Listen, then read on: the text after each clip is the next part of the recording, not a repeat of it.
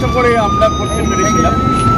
এই ব্রিজটা শুধু করা সম্ভব হয়েছে আমাদের মাননীয় মুখ্যমন্ত্রী মমতা বন্দ্যোপাধ্যায়ের জন্য।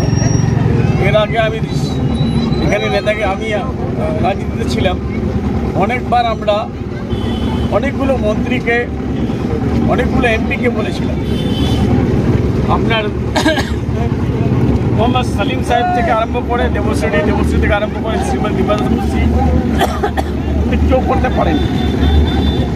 আমি যখন দিদির কাছে বললাম যে দিদি একটা বড় ব্রিজ আছে আমাদের মাননীয় মুখ্যমন্ত্রী মমতা বন্দ্যোপাধ্যায়কে বললাম আমি একটা ব্রিজ আছে, ব্রিজটা করতে হবে।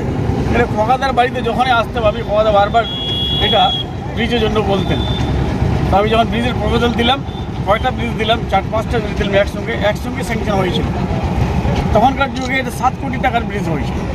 কিন্তু দুঃখের বিষয়, যখন ব্রিজ করতে যাই আমি, লোক বলে কি জমি দিয়ে দেবো, পরে কিন্তু জমির হাদিস পাওয়া যাচ্ছে না।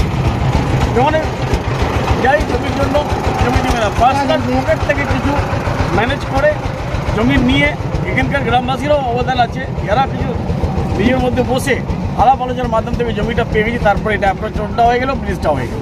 স্যার ব্রিজ দেখলেন আপনি? হ্যাঁ, ব্রিজটা ভালো লাগলো। গ্রামের লোককে আমি ধন্যবাদ দিচ্ছি যারা সহযোগিতা করেছে আর জমি দেওয়ার জন্য সহযোগিতা করেছে। ব্রিজটাতে কন্ট্রাক্টরকে বললাম যে আমাকে রংটা ভালো লাগলো না, প্লাস্টিকটা ভালো না, ওইটা ভালো করে করবে।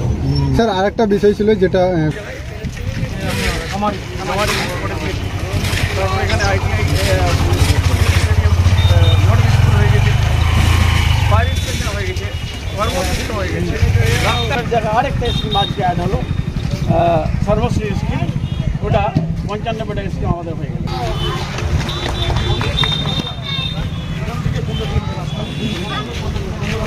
একদম